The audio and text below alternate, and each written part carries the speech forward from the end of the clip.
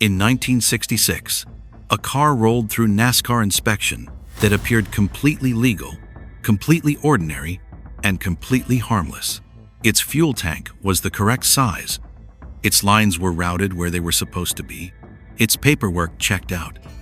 And yet, hidden inside its frame rails was a secret so audacious that when officials finally discovered it, they didn't just disqualify the car, they rewrote the rulebook out of fear.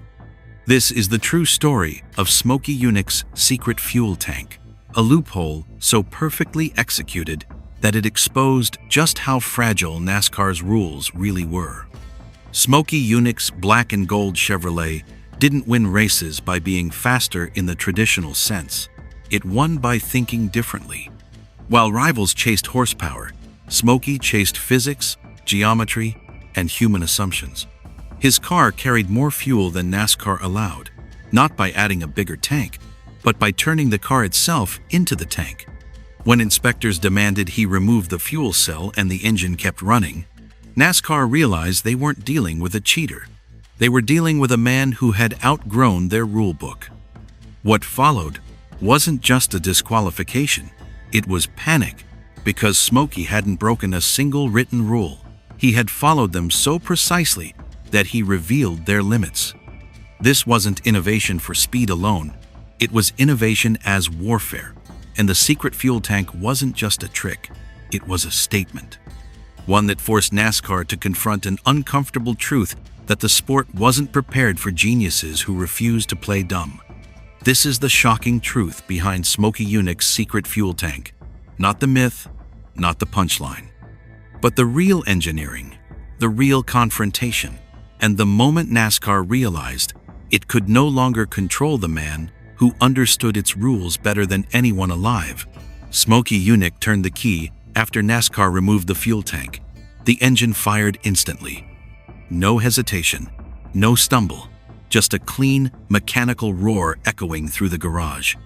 The fuel cell was sitting on the floor, disconnected, inspected, and confiscated, and yet the car was alive.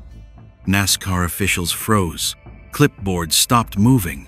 One inspector took a step back, staring at the Chevrolet like it had just broken a law that didn't exist yet. Smokey didn't explain. He didn't smile. He didn't argue. He eased the shifter into gear and drove the car straight out of the garage under its own power. In that moment, NASCAR didn't just lose control of an inspection. They lost control of their own rulebook. They had come prepared that day. Complaints had been piling up for weeks. Junior Johnson's black and gold Chevrolet was running longer than the math allowed. Fuel windows didn't line up. Pit strategies made no sense. Rival teams were furious, not because they were slower, but because they couldn't understand why. So NASCAR did what institutions always do when they feel exposed. They inspected, they measured, they dismantled. Fuel capacity was the obvious target. More fuel meant fewer stops, fewer risks, and an advantage that horsepower couldn't erase. When they drained the system and removed the tank, the numbers exceeded the limit. Finally, something concrete. Finally, a violation they could write down. In their minds, it was over. Smokey Yunick stood quietly while they congratulated themselves. Not defensive, not nervous, calm in a way that unsettled everyone in the room, because Smokey knew the tank they removed was never the advantage. It was never the threat. It was a decoy. When the engine came back to life, something inside NASCAR leadership cracked. The rules said fuel lived in the tank. The rules said removing it ended the race. The rules said inspectors understood the machines they governed. Smokey had just proven that every one of those rules was built on assumption, not engineering. What NASCAR didn't understand yet was that the fuel wasn't hidden. It was distributed. Smokey hadn't built a bigger tank, he had built a bigger system. The fuel lines themselves had been enlarged, extended, and routed through the frame rails, turning the car into its own reservoir. Not a tank, not a container.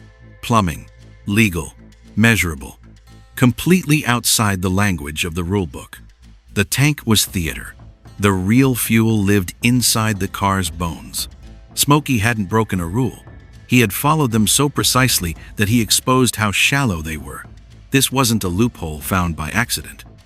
It was designed, calculated, executed by a man who understood NASCAR's rules better than the men enforcing them. And that's what made it dangerous. Because cheating could be punished. This couldn't. If Smokey Yunick could build a car that ran without its fuel tank and still pass inspection, then enforcement itself was fragile. Authority depended on the belief that officials understood what they were looking at. That belief died in that garage. From that moment on, Smokey Yunick was no longer just a crew chief or mechanic. He was a threat. Not because he was dishonest, but because he was smarter than the system built to control him. Behind closed doors, NASCAR didn't talk about disqualification. They talked about containment, about rewriting rules not to stop cheating, but to stop thinking. Because what Smokey had done wasn't illegal. It was uncontrollable. And the car driving away without its fuel tank was only the opening shot. What NASCAR didn't know yet was that this moment didn't come from arrogance.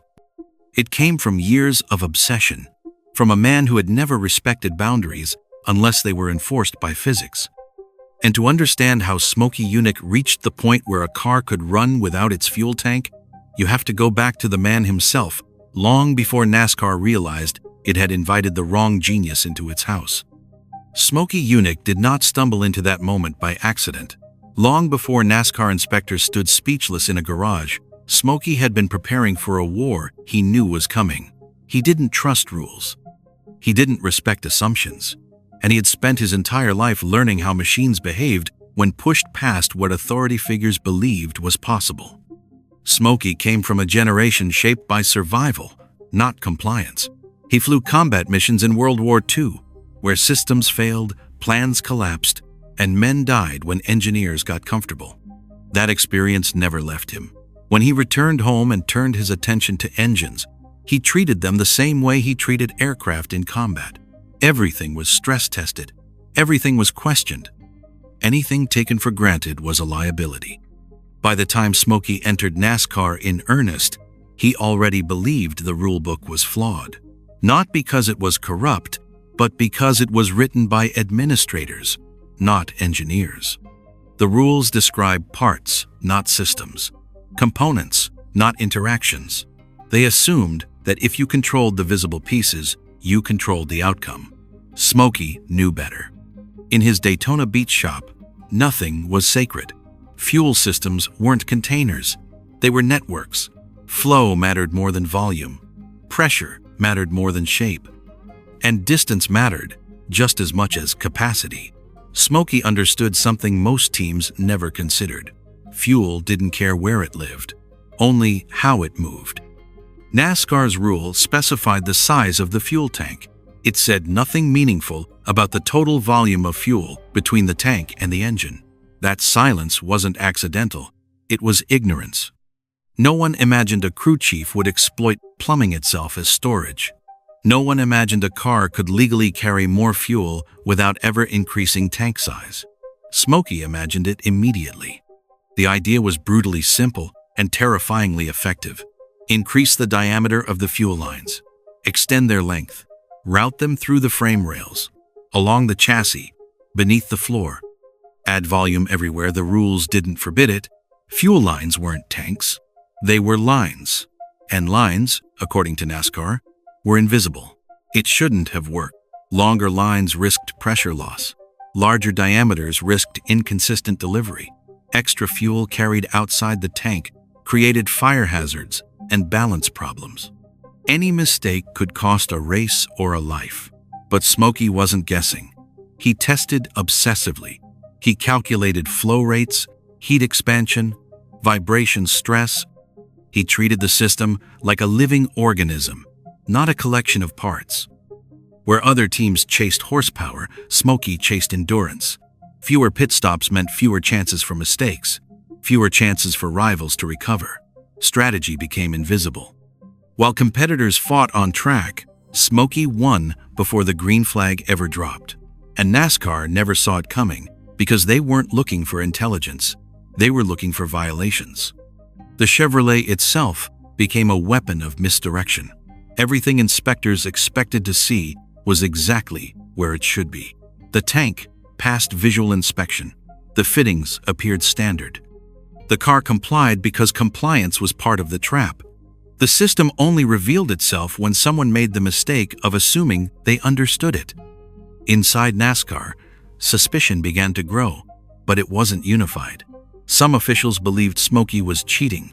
Others believed he was just lucky. And a few quietly feared the truth that Smokey Yunick had found something they couldn't regulate without admitting they had never understood the machines they governed. That fear mattered, because NASCAR's authority wasn't built on speed. It was built on control, on the belief that the rulebook defined the limits of innovation. Smokey's fuel system didn't just bend those limits. It ignored them entirely. By the time Junior Johnson climbed into the black and gold Chevrolet, the outcome was already decided. The advantage wasn't raw power. It was time. Time not spent on pit road. Time not given back to rivals. Time that NASCAR's equations couldn't explain.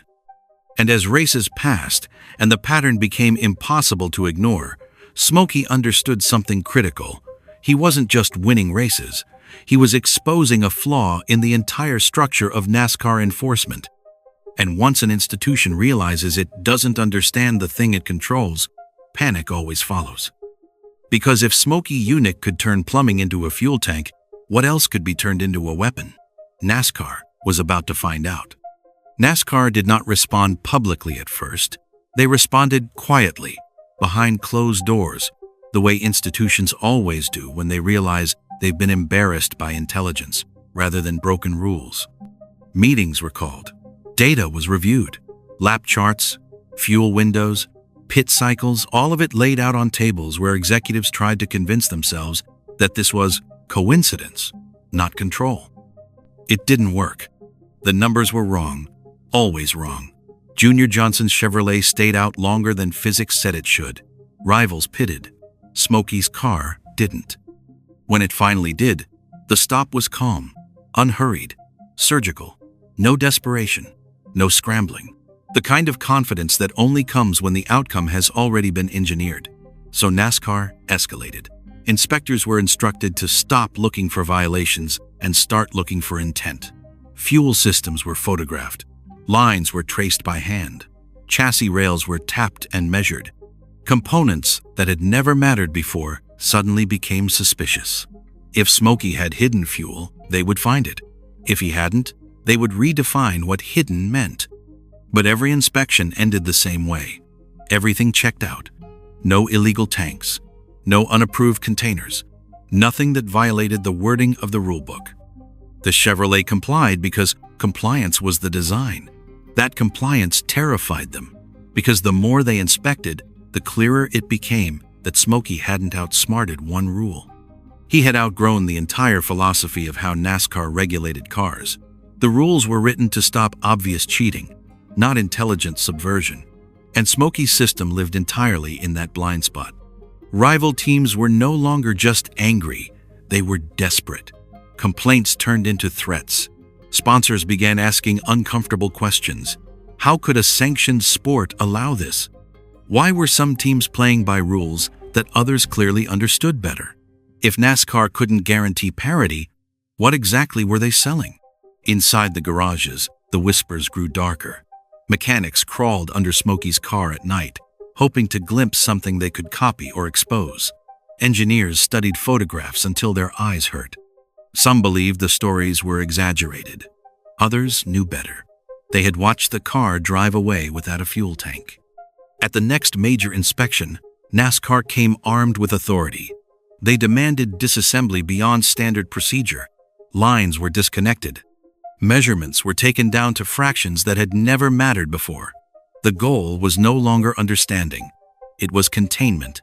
Smokey watched them work, calm, detached, because he already knew what they would find, or rather, what they wouldn't. The realization hit slowly, painfully. There was no single component to ban, no tank to confiscate, no trick to outlaw without rewriting the rules from the ground up. To stop Smokey, NASCAR would have to admit that their system had failed, that their rules were reactive, not preventative.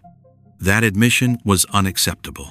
So, the conversation shifted away from inspections, away from engineering, toward politics. Behind closed doors, officials debated sweeping changes, fuel line limits, routing restrictions, system volume definitions, rules that had never existed because no one had ever needed them until Smokey Yunick made them necessary. But changing the rules mid-season carried consequences. It meant acknowledging that Smokey had been legal all along. It meant admitting the sport had been governed by assumptions, not understanding. And it meant explaining to fans and sponsors why the outcome of races had been dictated by something no one had bothered to define. So instead of clarity, NASCAR chose force. Warnings were issued. Gray areas were threatened. Smokey was told unofficially that he was pushing too far, not breaking rules, pushing authority, and that distinction mattered. Because Smokey wasn't scared of disqualification. He was scared of stupidity, of rules written by people who didn't understand the machines they governed, and now those people were panicking. The fuel system wasn't just winning races anymore. It was destabilizing the sport. And when a governing body realizes it can't beat intelligence on technical grounds, it always reaches for something else. Power. The confrontation was coming, not on the track, not in the garage, but in the rulebook itself. And when NASCAR finally moved, it would not be subtle. NASCAR's response did not arrive as an argument. It arrived as ink, quiet, deliberate, irreversible. New language appeared in the rulebook, written with the kind of precision that only comes after panic. Fuel line diameter was now limited. Routing was restricted.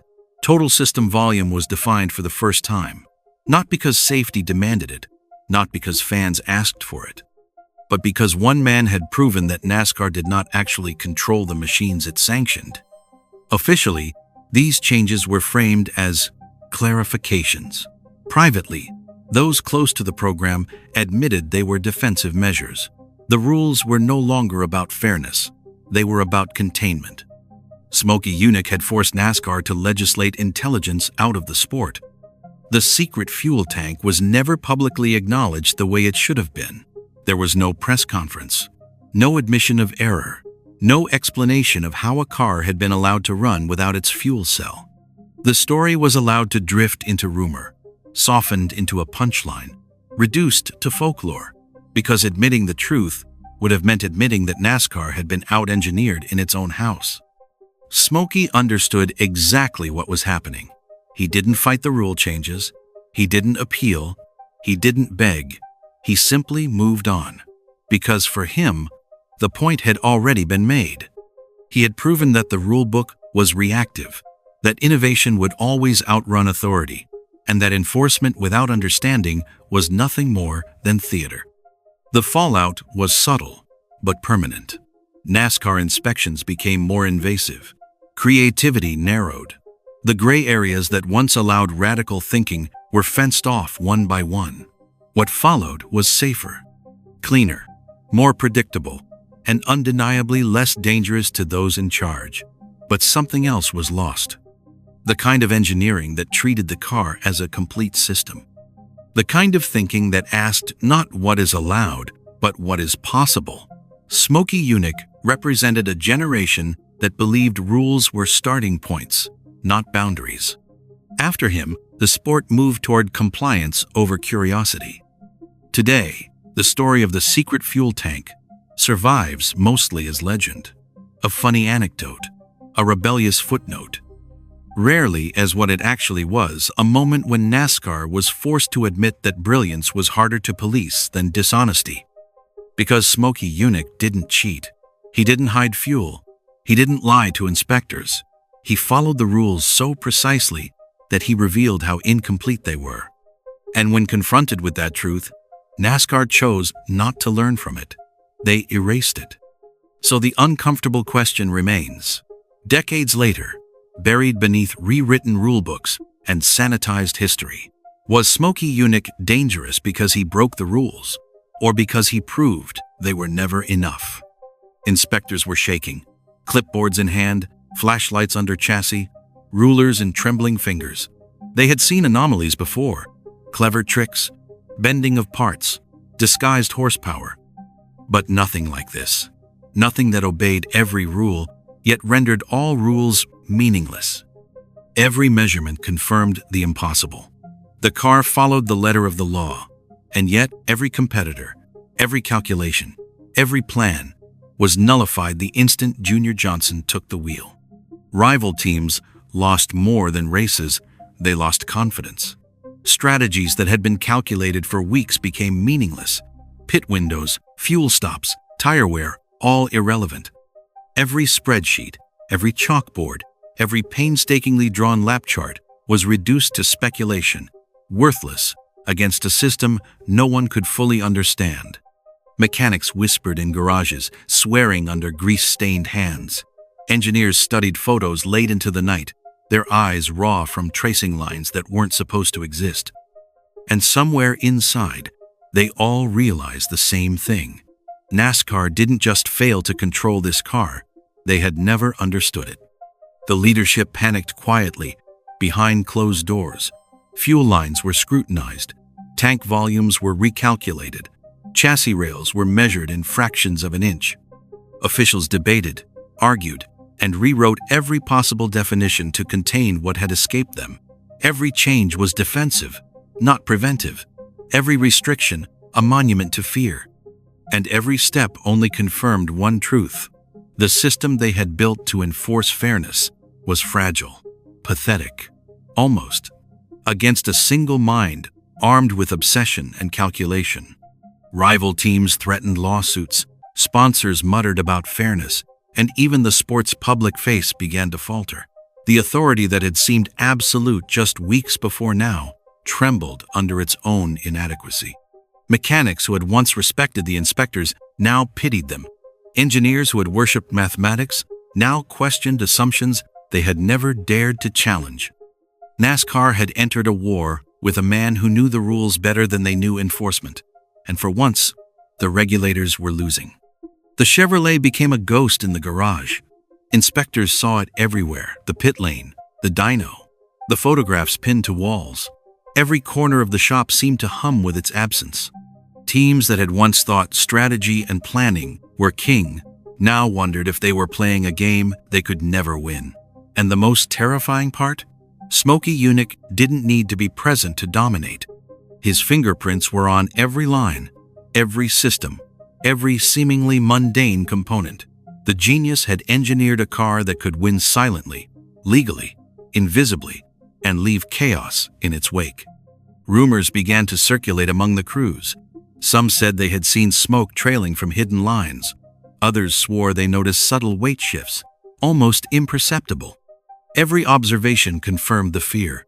The advantage wasn't just in fuel or horsepower. It was in intelligence, in planning, in a man who had spent decades learning to outthink everyone else. NASCAR could legislate tanks, restrict diameters, define routing, tighten inspections, but none of it mattered. Every rule they wrote was already anticipated, bypassed in ways that were legal, untouchable, and devastatingly clever. And slowly, quietly, the sport changed, not in the rules themselves, but in the fear that guided them. Teams became cautious. Creativity was stifled under the weight of compliance. Mechanics who once experimented now followed manuals. Engineers who once innovated now double-checked charts for safety, not advantage. NASCAR had survived, yes, but the spark of audacity that Smokey embodied, the daring to think beyond measurement, to see the invisible, to exploit understanding rather than cheat, had begun to fade. Every inspection after that carried the tension of a showdown. Every race was shadowed by the memory of the Chevrolet that obeyed rules while defying expectation. Every official, every rival, every engineer knew they were no longer in control. And for the first time, the sport realized what it had always feared. Rules are powerless against intelligence when applied with obsession, precision, and patience. Junior Johnson's car had left the garage years ago. The tank had been removed. The fuel lines had been traced and measured. But in every garage, in every photograph, in every whispered story, the legacy remained. Authority could regulate behavior. Authority could penalize violations. But genius? Genius could not be policed. It could only be observed, feared, and respected. And NASCAR, for all its inspections, its charts, and its rulebooks, had been forced to recognize the limits of both. The black and gold Chevrolet never stopped being a threat. Not after the pit lane, not after the inspections, not even after the rules were rewritten, lines measured, tanks constrained, and fuel systems limited. Smokey Yunick didn't care. He never had. He didn't chase victory. He chased understanding. He chased the moment when authority realizes it has already lost. And that moment is eternal. Men inside NASCAR whispered about that car for years. Some admitted, quietly, that they had never understood it. Others swore it was impossible. Mechanics studied photographs, tracing lines with calloused fingers, trying to divine the secret. They never did. Not fully. Because the secret wasn't hidden. It was smarter than anyone looking for it. It was intelligence folded into steel, calculation routed through plumbing, genius obeying rules while ignoring the limits they implied. The sport tried to respond. Fuel lines were restricted. Tanks were regulated. Races were measured more carefully, inspected more brutally, overseen with an obsession born of fear. But those who had witnessed the Chevrolet knew the truth. Rules can never contain a mind that understands their gaps. NASCAR learned, slowly, bitterly, that authority depends on assumption, and assumptions are fragile. Smokey Yunick didn't just win races. He exposed the fragility of control itself. The thrill, the terror, the panic, it all came from one fact. No rule could stop him, and no penalty could catch him. The inspectors were left to question themselves, their expertise, their place in the sport. The teams who had thought victory was theirs now knew the sport could be outsmarted, legally, deliberately, and invisibly. And in that knowledge, a new fear took hold, not of cheating, but of understanding beyond control. Today, the black and gold Chevrolet is gone. The garage smells of history, not gasoline. The fuel lines are silent. Junior Johnson is gone. The inspectors are gone. Even Smokey himself is gone. But the echoes remain, like a phantom, revving its engine in the shadows of the sport. And those who study NASCAR closely know that the story they tell the public of rulebooks, of compliance, of fairness, is incomplete. It is sanitized. It is safe. But safety never scared anyone. Intelligence does. Many believe that every rule rewritten, every inspection tightened, every system clarified after that moment exists, only because Smokey proved how hollow authority can be. Officially, NASCAR calls it clarification. Privately, those who were there call it containment. Because one man, armed with knowledge and obsession, had made them realize something terrifying. They were never truly in control. And so the final truth lingers in the garages, in the photographs, in the memories of those who dared to watch. Smokey Yunick did not cheat. He did not hide fuel. He did not lie, manipulate, or deceive. He simply outthought every assumption the sport depended on. And in doing so, he proved that brilliance cannot be policed, only feared. The question that haunts NASCAR to this day is simple. Can authority ever survive a mind that refuses to be limited by it? Or do the rules, the inspections, the penalties, and the history itself exist only to protect the powerless from the powerful? If you care about the real history, the kind they never printed, the kind they tried to bury in garages and rulebooks, subscribe.